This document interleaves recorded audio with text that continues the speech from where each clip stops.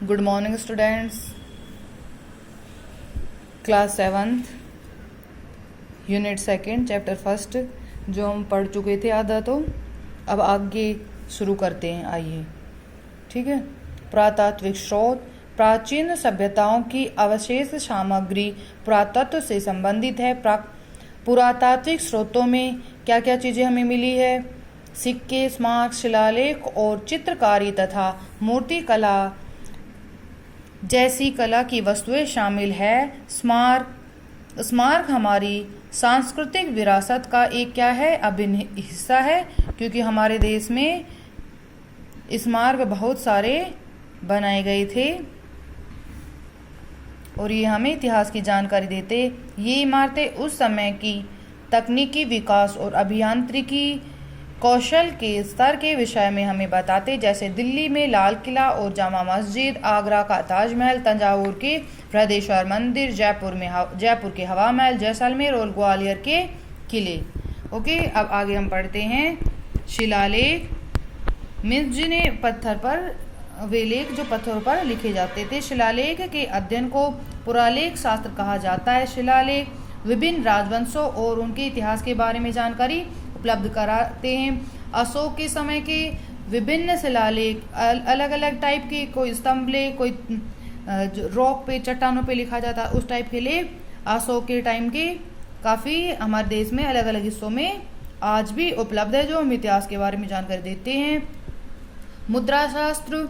सिक्कों के अध्ययन को क्या कहा जाता है? मुद्रा शास्त्र कहा जाता है। देखो, प्राचीन मुद्राओं का कलेक्शन है।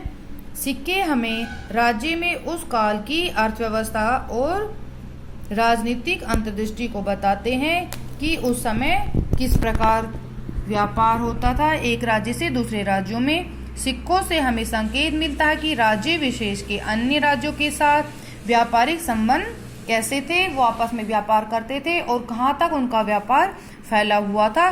सिक्कों से ही पता चलता है, क्योंकि सिक्कों का फिर क्या होता था? आदान प्रदान भी होता था। मूर्ति कला और चित्रकारी। मूर्ति कला में अधिकांश राजा रानी, देवी देवताओं की ही मूर्तियाँ उपलब्ध हुई है।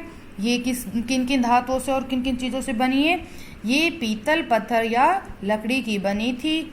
मूर्ति कला और चित्रकारी से हमें उस काल की जीवन शैली की, मूर्ति और संस्कृति के विषय में बहुत कुछ पता चलता है। देखो, यहाँ पे शिव जी की नृत्य करती हुई मूर्ति पुरातत्व का ये भी एक एग्जाम्पल है, मिली है। चित्रकारी में दरबार के दृश्य, पौराणिक कथाओं और शिकार के दृश्य जैसे विभिन्न विषयों को लिया गया है। स्टूडेंट्स, आप पढ़ते रहिए और कोरोना से बचते रहिए। अपने hand wash time to time करते रहिए। थोड़ा सा ये आगे पढ़ लेते हैं ताकि आपको रिवाइज हो जाए। मध्यकालीन अवधि में दो भारतीय और इस्लामी संस्कृतियों का संश्लेषण था। देश को विभिन्न नए नामों से जाना जाता था, जैसे आर्यव्रत, भारतवर्ष, हिंदुस्तान। भारत के वैसे भी काफ़ी नाम अवेलेबल है। उस अवधि के इतिहास को फिर से संगठित करने के लिए विभिन्न साहित्यिक पुरातात्विक स्रोतों का प्रयोग किया जा रहा है। कुछ शब्द आए थे जो आपकी लेसन में, जो आप लोगों के लिए नहीं हो सकते हैं। आत्मकथा, स्वयं द्वारा लिखित लोगों के जीवन की कहानी। आर्यवत, स्थान जहाँ पर आर्य लोग रहा करते। सुंदर लेखन कला, एक विशेष पेन या ब्रश से सुंदर लिखने की कला। वृत्तांत, क्रम में हुई घटनाओं का लिखित अभिलेख।